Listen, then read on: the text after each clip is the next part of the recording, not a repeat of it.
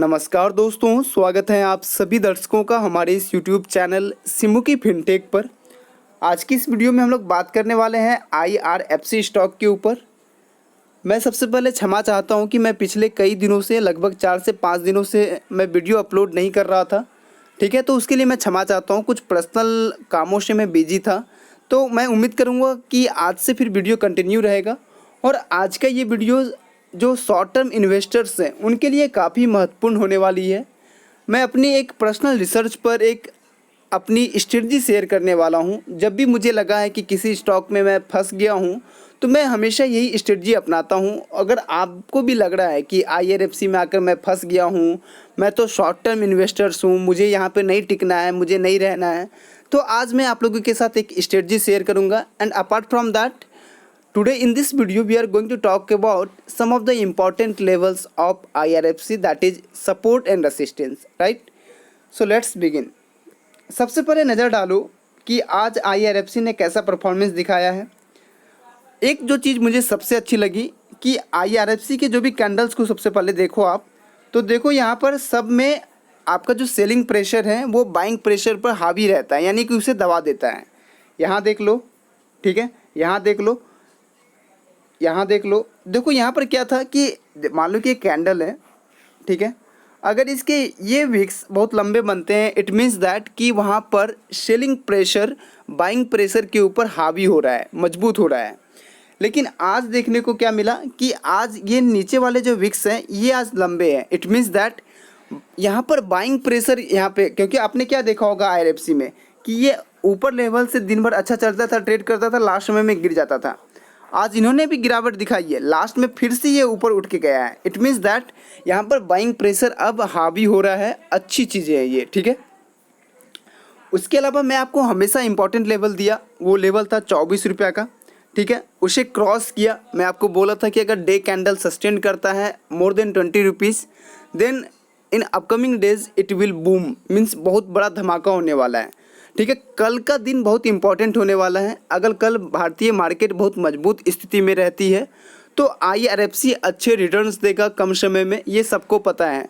और हम लोगों ने जो टारगेट लेकर चला था वो फरवरी से लेकर ही कि हम लोग 28, 30, 32 ये टारगेट जो हम लोग लेकर चले थे कि शॉर्ट टर्म में कि जून के लास्ट तक या जुलाई के लास्ट तक, तो ये सारे अचीव होंगे, ठीक है। ये हमने सपने नहीं देखे थे, ये हकीकत में बदलेगा, ठीक है, ठीक है। ये आपने चीज़ें आपने देख लिया। इसके अलावा मैं बात करता हूँ आज इसके कल था यहाँ पर जो वॉल्यूम ट्रेड हुई है, आज टोटल जो यहाँ पर वॉल्यूम ट्रेड करती हुई दिखी है वो है 2,58,56,634, जिसमें 1,20,16,858 लोगों ने इसे डिलीवरेबल क्वांटिटी बनाया। इट मीन्स दैट उन्होंने डिलीवरी में रखा, ठीक है, जो 46.47% है। क्लोजिंग यहाँ पर आप देख पा रहे हो। आज इनकी रेंज जो बनी रही, आज यहाँ पर लो देख लो, हाई देख लो, यानी कि ये 24 रुपया 40 पैसे से 25 रुपये तक के रेंज में अप डाउन करता रहा। बट अच्छी बात ये रही कि आज इन्होंने 24 रुपया 75 पैसे पर क्लोजिंग दिखाई है, ठीक है। बढ़ता हूँ मैं आगे। हाँ, आज एक चीज़ जो ध्यान रखने वाली बातें हैं, सब लोग बोल रहे थे कि आज अचानक गिर क्यों गया। देखो कल के कैंडल्स को देखो, वॉल्यूम कैंडल्स को, ठीक है। ये 15 मिनट का कैंडल मैंने यहाँ पर ड्रॉ किया है, 15 मिनट का, ठीक है। तो यहाँ पर देखो कल जो मॉर्निंग में पहला कैंडल अच्छी बाइंग देखने को मिली, बड़े वॉल्यूम के साथ ट्रेड किया। दूसरा कैंडल अच्छे वॉल्यूम के साथ ट्रेड किया। तीसरा वॉल्यूम सबसे अच्छा ट्रेड किया। तो शुरुआत के जो सुबह के 45 मिनट थे उसमें IRFC ने बड़े वॉल्यूम के साथ ट्रेड किया था, ठीक है। उसके अलावा दिन भर अच्छा रहा यहाँ पर वो, लेकिन आज सुबह में लोगों ने परचेज किया, लेकिन उसके बाद लगातार ये 3 रेड कैंडल बने, यानी कि यहाँ पर सेलिंग देखने को मिली। लोगों को लगा कि 25 रुपये का लेवल आ गया है, यहाँ से निकल लो, फ़ायदा है इसमें, ठीक है। तो ये हुआ और उसके बाद दिन भर ये कम वॉल्यूम के साथ ट्रेड किया। लास्टली में थोड़े से वॉल्यूम बढ़े। कई लोगों ने सोचा कि BTST कर लेता हूँ, कई लोगों ने किसी टेलीग्राम चैनल पर सुन लिया कि भाई IRFC ले लो, अच्छे रिटर्न्स मिलेंगे। तो ये रोज़ क्या है कि रोज़ लास्ट वाले कैंडल बड़े होते हैं, ठीक है। हाँ, यहाँ पर ये चीज़ देखना है कि कई लोग परेशान हो जाते हैं, उन्हें मोटिवेशन की कमी होती है। देखो IRFC अपने मजबूत फंडामेंटल्स एंड मजबूत टेक्निकल्स के लिए जाना जाता है, तो परेशान नहीं होना है आप लोगों को, क्योंकि मैं हमेशा बोला हूँ कि मैं ना यहाँ पर आप लोगों को डिमोटिवेट करूँगा कि भाई बेच दो, निकल जाओ बेच कर, ना मैं आपको यहाँ पर चढ़ा दूँगा कि भाई ये मल्टी बेगर बनने वाला है, ये होने वाला है, आप ख़रीद लो। मैं ऐसा कभी नहीं करता हूँ। मेरी पर्सनल ओपिनियन जो होती है मेरी पर्सनल रिसर्च पर डिपेंड करती है, ठीक है। कभी मुझे लगता है कि ये आने वाले दिनों में नहीं अच्छा परफॉर्म करेगा तो मैं बोलता हूँ, ठीक है। जो क्योंकि मैं भी IRFC का इन्वेस्टर्स हूँ, मुझे नहीं, क्योंकि सब चाहता है कि उसके पैसे बढ़े, तो मैं कौन होता हूँ कि IRFC को नीचे गिराने को लेकर, ठीक है। तो आप लोग ऐसा जो कमेंट करते हो कि भाई हमेशा निगेटिव जाते हो, ऐसा कुछ भी नहीं है। मेरी जो पर्सनल एनालिसिस होती है, पर्सनल रिसर्च होती है, उसी के अनुसार मैं बोलता हूँ यहाँ पर। कई लोग बोलते हैं कि IRFC से मैं परेशान हो गया हूँ। परेशान होने वाली कुछ बातें नहीं है, क्योंकि आपने यहाँ पर क्या देखा होगा कि यहाँ पर 15% घाटे में था, ठीक है। लेकिन वो क्या 1 मंथ में 17% प्लस में बदला है, 1 वीक में 4.87% में बदला है, और 1 डे में 0.20 में बदला है। तो अगर आप लॉन्ग टर्म के लिए आए हो तो यहाँ पर 1 ईयर में यहाँ पर 90% भी बदल सकता है और इवन 100% भी बदल सकता है। ये भी आसान है और ये भी हो सकता है, क्योंकि ये IRFC आने वाले दिनों में रुकने वाला नहीं है, ठीक है।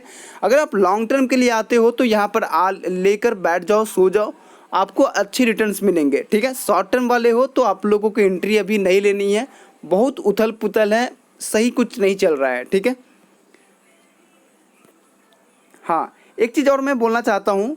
कई लोग बोलते हैं कि भाई ये तो कुछ अजीब तरीके से बढ़ रहा है, तो मैं आपको हमेशा बोला हूँ कि एक रिलेशनशिप भी मैंने बताया था, एक प्राइस के साथ, वॉल्यूम के साथ और ट्रेंड के साथ।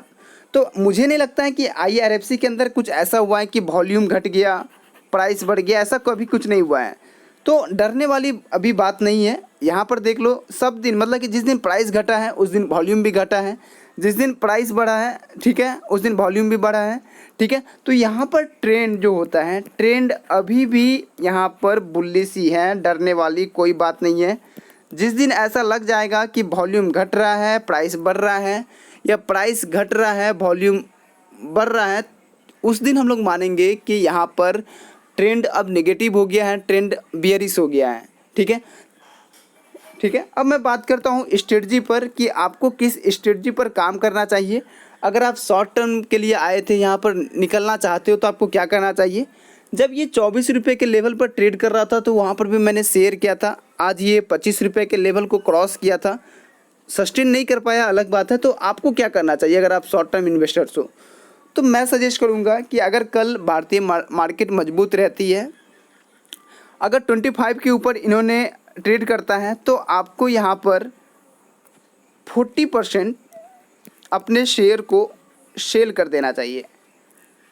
अब कंडीशन क्या है, कंडीशन क्या है कि अगर आपके पास एवरेज प्राइस IRFC की 23 रुपया 50 पैसे से कम है तभी करना है, अगर नहीं है तो नहीं करना है। यानी कि आपने क्वांटिटी, आपने जो भी ख़रीदा है यहाँ पे, यानी कि ये मिनिमम क्वांटिटी 1000 होना चाहिए, नहीं तो आपको उससे ज़्यादा ना वहाँ पर DP चार्जेस वगैरह लग जाएंगे। तो एटलीस्ट आपके पास 1000 क्वांटिटी होनी चाहिए और एवरेज बाइंग प्राइस उनकी होनी चाहिए 23 रुपये 50 पैसे से कम। तब आपको 25 रुपये के लेवल पर 40% बेच देना है, और उसके बाद आपको मान लो कि 25 से 26 किया, वहाँ पर 30% बेच लो। तो उसके बाद अपने आप स्ट्रेटजी को फॉलो करना, but at the point of और एट द रेट ऑफ 25 आप अपने जो पोर्टफोलियो में आपने 1000 से जो भी शेयर ज़्यादा लिया है उसमें से 40% या 30% को आप सेल कर सकते हो, क्योंकि ये टुकड़े टुकड़े करके सेल करने में अच्छा लगेगा। मान लो कि आपको लगता है कि मैं अपने 40% को सेल कर दिया, तो आपके जो वहाँ पर पैसे ब्लॉक हुए वो 60% ही होंगे, ठीक है। तो उसमें आप वेट कर लेना, जो 40% आप निकालोगे दूसरे शेयर में चले जाना। तो ये करना, ऐसा नहीं कि एक ही बार में निकल के चले जाना, क्योंकि ये जो 26 रुपये का जो हर्डल है, अगर ये जिस दिन तोड़ेगा, ठीक है, अगर तोड़ दिया और सस्टेन कर दिया तो ये आगे भागेगा, क्योंकि 26 रुपये का हर्डल बहुत बड़ा हर्डल होने वाला है। 26 रुपये के लेवल पहुंचते ही एग्रेसिव सेलिंग देखने को मिलेगी, क्योंकि यहाँ पर जो उन्हें IPO मिला है 26 के लेवल पे, वो और नहीं चाहेंगे कि मैं इसमें बना रहूँ, लगेगा कि मेरे पैसे वापस आ गए, दैट इज़ द बेस्ट, मुझे सब कुछ खुशी मिलेगी, ठीक है।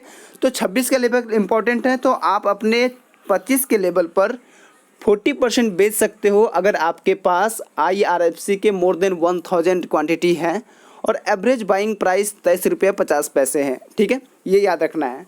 बात करता हूँ मैं, कहता है ये कि आपको किस लेवल पे बाय करनी चाहिए, फ्रेश बाइंग करनी चाहिए। अभी फ्रेश बाय करने की समय है ही नहीं, बिल्कुल भी मत फंसो। अगर कुछ गिरावट आती है तो यहाँ से धड़ाम से गिरोगे, ठीक है। तो ऐसा संभव भी नहीं है, लेकिन अभी उथल पुथल के समय में मत एंट्री लो, ठीक है। अगर आपको एंट्री लेनी है तो आप लेना बाद में 25.50, यानी कि अभी एंट्री लेने वाली बात नहीं है, क्योंकि फंसोगे मुझे लग रहा है, ठीक है। बात करता हूँ कि एवरेज करने को लेकर, तो एवरेज करने को लेकर मैंने बोला था कि आप चाहे 21 रुपये के लेवल पे एवरेज करो, नहीं तो 24 रुपये के लेवल के ऊपर अगर सस्टेन करता है तो उसके बाद एवरेज करो। तो एवरेज करने का भी समय नहीं है अभी आपको, ना अभी फ्रेश बाई करनी है ना एवरेज करनी है। अगर आपने लेकर रखा है तो बैठे रहो, सब कुछ अच्छा होने वाला है। लॉन्ग टर्म के लिए आए हो तो आपकी लॉटरी लगने वाली है, बहुत ज़्यादा रिटर्न लेके जाने वाले हो, ठीक है। बस आपको बने रहना है, बहुत हिम्मत रखना है, ठीक है। इसके अलावा अगर आपने हमारे IRFC इन्वेस्टर्स ग्रुप को ज्वाइन नहीं किया है तो आप ज्वाइन कर सकते हो। 1000 सब्सक्राइबर भी हो गए वहाँ पर, मेरे 1000 मेंबर है वहाँ पर, तो आप लोग ज्वाइन कर लो। टेलीग्राम का मैं लिंक डाल दिया हूँ डिस्क्रिप्शन में। And apart from that we have made a discussion group also. I think more than 300 people are discussing on some topics, right? And you may also part of that group, and it will increase your knowledge also, because suppose you have a stocks that is called Reliance, and if you want to know about these stocks, then you may mention in that group. After that, most of the members of that group, you'll give their opinion on that topic. So by this way you will gain some knowledge also. So I think you have to join that group also. So we have mentioned 3 channel group that is mentioned in the description. First one is IRFC investors. Apart from that, we have also mentioned the link of discussion group also, and third one is that is Simuki Fintech Telegram channel, right? So thanks for watching my videos. I hope you will like my all the videos that will come in upcoming days, and this video is also very beneficial for you. So thanks for watching. We will meet in next video. Thanks.